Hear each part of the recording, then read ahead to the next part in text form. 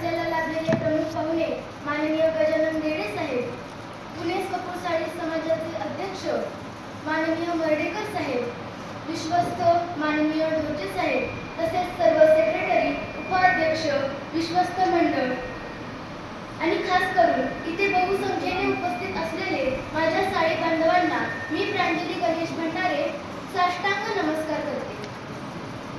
आज हा एका इमारतीचा वाढदिवस नाही, तर आपल्या संस्कृतीचा, परंपरेचा, सामाजिक एकतेचा आणि ज्ञान परंपरेचा उत्सव आहे. आज आपला समाज उभारण्याच्या सामूहिक प्रयत्नांचा गौरव आज आपण साजरा करत आहोत. जिवेश्वर भवन हे आपल्या अभिमानाचे केंद्र, एकता व प्रेरणेचे स्थान आहे. एका छोट्याशा बीजापासून सुरुवात झाली. काही ज्येष्ठांनी एक स्वप्न पाहिलं, समाज एकत्र यावा, शिक्षण, संस्कार आणि सहकाराची उभी परंपरा घडावी आणि या विचारातूनच उभं राहिलं जिवेश्वर भवन, समाजाचा प्रकाशस्तंभ. आज इथं उभं असताना त्या सर्व संस्थापकांना, ज्यांच्या संकल्पनेतून ही सुंदर वास्तू उभी राहिली, त्या सर्व देव माणसांना, बांधकामासाठी श्रम देणाऱ्या प्रत्येक हाताला आणि आर्थिक मानसिक योगदान देणाऱ्या प्रत्येक दात्याला आपण मनपूर्वक वंदन करूया. आपल्या समाजाच्या उन्नतीसाठी भवनाची भूमिका अत्यंत महत्त्वपूर्ण आहे. या भवनात अनेक सांस्कृतिक कार्यक्रम झाले, शैक्षणिक उपक्रम राबवले गेले, समाजातील स्नेह मेळावे, प्रेरणादायी सभा झाल्या, युवकांना मार्गदर्शन मिळाले, महिलांसाठी अनेक कौशल्य विकास कार्यक्रम झाले. हे सर्व आपल्या एकतेचेच फळ आहे. आता समाजातील युवा पिढीसाठी एक संदेश आहे, भविष्य तुमचे आहे.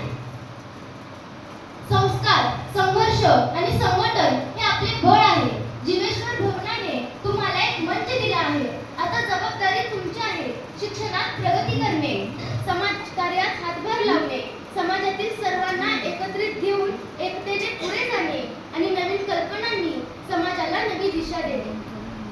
आपल्या पूर्वजांनी फक्त धागे विणले नाही, तर ते संस्कृती विणत होते, ओळख तयार करत होते, समाजात आपली स्वतंत्र छाप निर्माण करत होते. त्यांच्या हातात ताकद होती, मनात श्रद्धा होती आणि चेहऱ्यावर प्रामाणिकपणाची शान होती. आज जगात हँडलूम, टेक्सटाईल, फॅशन इंडस्ट्री झाल्या, त्यामागे आपल्या समाजाचा धाम, अनुभव आणि परंपरा झळकत आहे. आपल्या समाजातील महिलांनी घर, संसार, संस्कार, व्यवसाय, कलाक्षेत्र अशा प्रत्येक क्षेत्रात आपली छाप उमटवलेली आहे. आजच्या काळात शिक्षित, आत्मनिर्भर आणि धाडसी महिलांशिवाय समाज प्रगती करूच शकत नाही. म्हणून महिलांसाठी शिक्षण, सुरक्षितता आणि संधी वाढवणे हे आपल्या सर्वांचे कर्तव्य आहे. खरं तर आज आपला समाज कुठेच कमी नाही. शेती, उद्योग, व्यवसाय, अगदी उच्च पदावरील शासकीय अधिकारी अशा प्रत्येक क्षेत्रात आपले समाज बांधव कार्यरत आहेत. हे पाहून खरंच ऊर भरून येतो. हे सगळं शक्य झालं ते आपल्या प्रामाणिक प्रयत्नांमुळेच.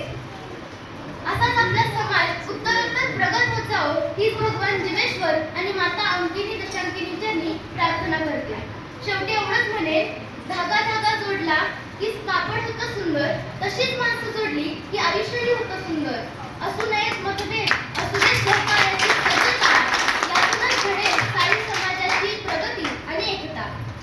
सर्वांचे मनपूर्वक आभार आणि जिवेश्वर भवन वर्धापनाच्या सर्वांना मनपूर्वक शुभेच्छा. जय जिवेश्वर.